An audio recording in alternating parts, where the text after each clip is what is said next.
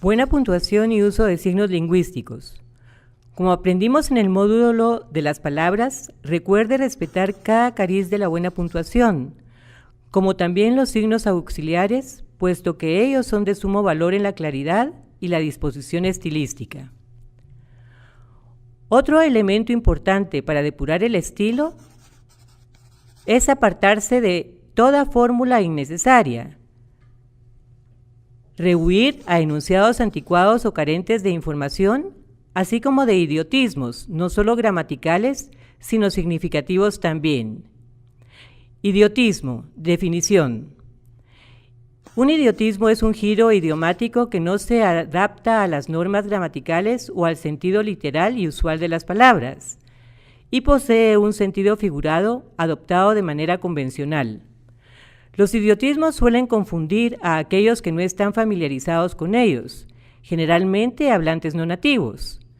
La palabra idiotismo proviene del latín idiotismus, que significa lenguaje ordinario o vulgar. Ejemplos podrían ser expresiones como darse golpes de pecho, estirar la pata, a ojos vista, uno que otro, no hay dos sin tres, buscar la quinta pata al gato, tener pocas pulgas, no tener pelos en la lengua, rasgarse las vestiduras, poner palos en la rueda, no tener empacho en decirlo. Agreguen ustedes otros. Aquí tenemos un ejemplo. En este rótulo el idiotismo es salir del interior. Además, recuerde que las conjunciones disyuntivas no deben ir acentuadas. Por último, sería preferible evitar el cliché para brindarle un mejor servicio, porque en realidad se abusa de él, especialmente cuando se trata de prohibir algo.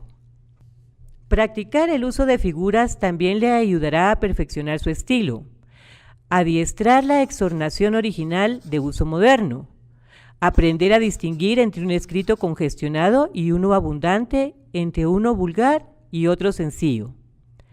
Veamos algunas figuras. El hipérbaton. El hipérbaton consiste en la transposición, inversión de las palabras sin que se pierda la claridad y el sentido de la comunicación. Por ejemplo, ¿volverán las oscuras golondrinas en tu balcón sus nidos a colgar? Si lo ordenamos de una forma lógica, la oración diría: las golondrinas oscuras volverán a colgar sus nidos en tu balcón. Otra figura, la elipsis. Consiste en la omisión de palabras sintácticamente correctas y que además no entorpece la fluidez del enunciado. Por ejemplo, a enemigo que huye, puente de plata. Sin elipsis, la oración diría: a enemigo que huye, ponerle puente de plata. Veamos ahora el pleonasmo. El pleonasmo es el empleo de palabras no necesarias desde el punto de vista sintáctico, pero que sirven para dar mayor fuerza y colorido al enunciado. Observe el ejemplo. Ya ejecuté, gran señor, tu justicia justa y recta.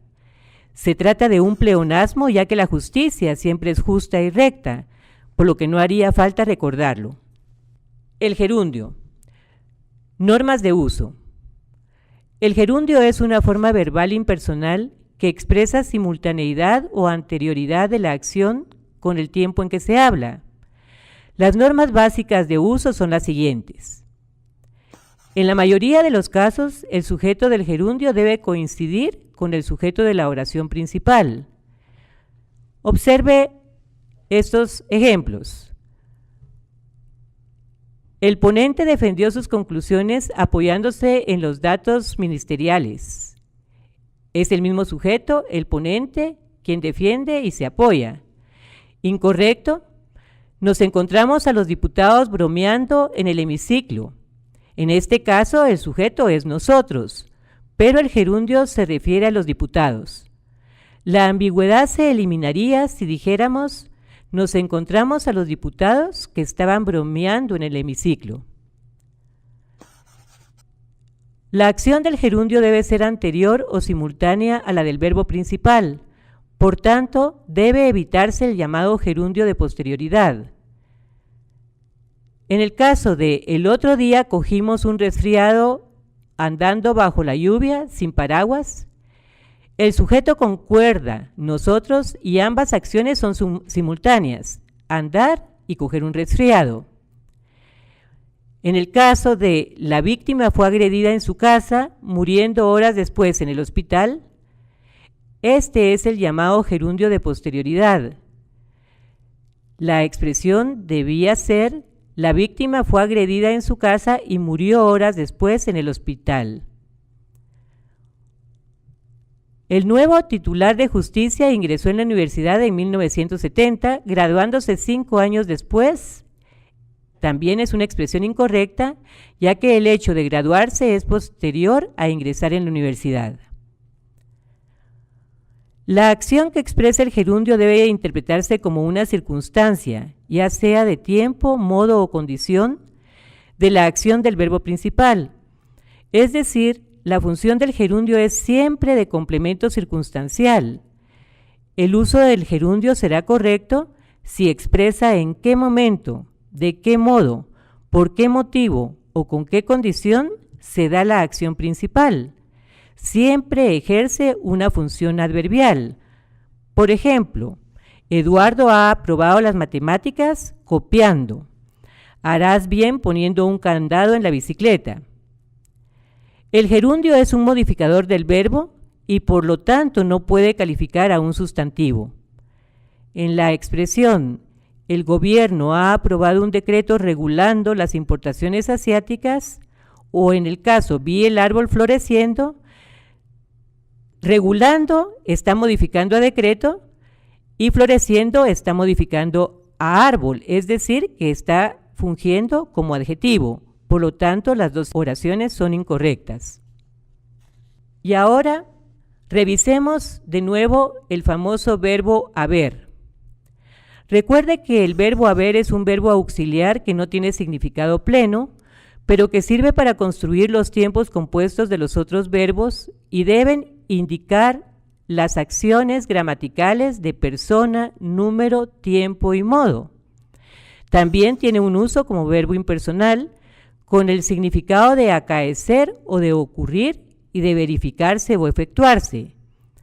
Cuando este sea su significado, siempre se usará en singular, es decir, hubo. Jamás, jamás hubieron. Verbos impersonales. Los verbos impersonales, llamados verbos defectivos, son aquellos que solo se conjugan en la tercera persona del singular. Casi todos describen el tiempo meteorológico, por ejemplo, amanecer, anochecer, granizar, llover, lloviznar, nevar, relampaguear, tronar. Estos verbos no se pueden conjugar con todas las personas. No es correcto decir yo lluevo, tú llueves, él llueve. Observe, cuando amanece llegan los primeros rayos del sol. Anochece más temprano en invierno que en verano. La semana pasada granizó 3 días seguidos. Casi nunca llueve en Sonora. ¿Qué tiempo? Si no llueve, llovizna. Por aquí nieva muy poco. ¿Qué tormenta hubo anoche? Tronó y relampagueó por horas. Otros casos con el verbo haber. Había muchas personas, ha habido quejas, hubo problemas. Cuando el verbo haber se emplea para denotar la mera presencia o existencia de personas o cosas, funciona como impersonal y por lo tanto se usa solamente en tercera persona del singular, que en el presente de indicativo adopta la forma especial hay. Hay muchos niños en el parque. En estos casos, el elemento nominal que acompaña al verbo no es el sujeto. Los verbos impersonales carecen de sujeto, sino el complemento directo. En consecuencia, es erróneo poner el verbo en plural cuando el elemento nominal se refiere a varias personas o cosas, ya que la concordancia del verbo la determina el sujeto, nunca el complemento directo. Así, oraciones como habían muchas personas en la sala, han habido algunas quejas o hubieron problemas para entrar al concierto son incorrectas. Debe decirse había muchas personas en la sala, ha habido algunas quejas y hubo problemas para entrar al concierto. En síntesis, y antes de pasar a los ejercicios, revisemos cuáles son las cualidades del buen estilo. En primer lugar, la claridad. El estilo es claro si lleva al instante al oyente a cada cosa sin entretenerle en las palabras. Si el estilo explica fielmente y con propiedad lo que siente, es bueno. Precisión. Es decir lo que se quiere decir y del modo más apropiado. En eso está la perfección del estilo, en decir ni más ni menos lo que se quiere decir y en decirlo con exactitud. Escribir con precisión supone conocer bien las palabras que usamos, pero además de la palabra exacta, tenemos que emplear bien la frase, la oración exacta. Otro aspecto importante es la sencillez y la naturalidad. No significa expresar las cosas espontáneamente, como primero se nos ocurra, sino someter a control y disciplina esa primera espontaneidad sin desviarnos hacia palabras más sonoras y brillantes que desvíen la comprensión del lector. Y la concisión, que es el rasgo que más acredita a una redacción y a un pequeño escritor con proyección de futuro. Se busca un estilo en que no sobre ni falte ninguna palabra. Por último, la originalidad. El estilo es modo personal, vital de ver y expresar las cosas. Se debe desechar la idea de que ser original consiste en narrar y describir mundos extrañísimos, con una metodología también extraña y muchas veces extravagante.